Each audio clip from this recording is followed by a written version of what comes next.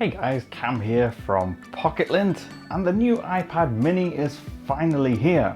It's been almost 4 years since the last one came out, and it almost got to the point where we thought Apple had completely given up on smaller tablets. But here we are. So this is it, and you could be forgiven for thinking nothing has changed since the last one. After all, the design is pretty much exactly the same. In fact, not really anything has changed at all. It still has the same 7.9-inch screen with the relatively chunky bezels and the Touch ID sensor for fingerprint scanning on the front.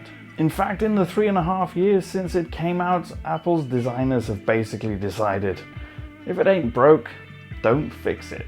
And that's okay. It's still small, portable, built solidly from an anodized aluminium frame, but thanks to upgraded internals, it'll give you the full high-end iPad Air experience, but in a more compact package. Inside, there's a much more up-to-date A12 Bionic processor, and for reference, that's the same chip that powers the new iPhone XS and the XS Max. So it's fast. It'll power the latest games and AR content comfortably, and while the resolution of the 7.9-inch display on the front is the same as before, it has been improved.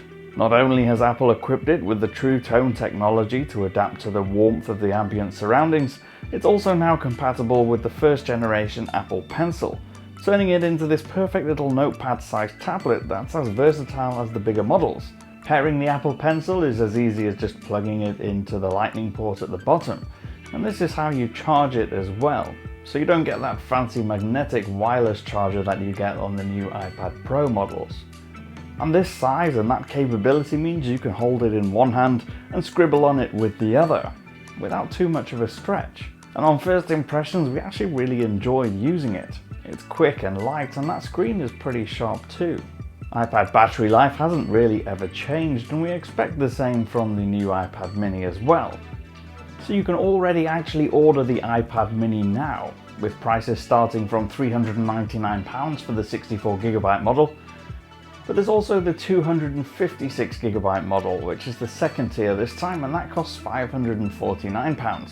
So there's been a bit of a price jump. The base model is now £80 more expensive than the previous iPad mini was.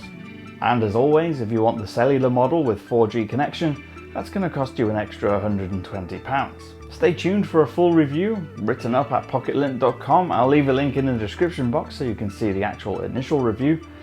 I've been Cam, I'm at Cam Bunton on Twitter. Bye for now.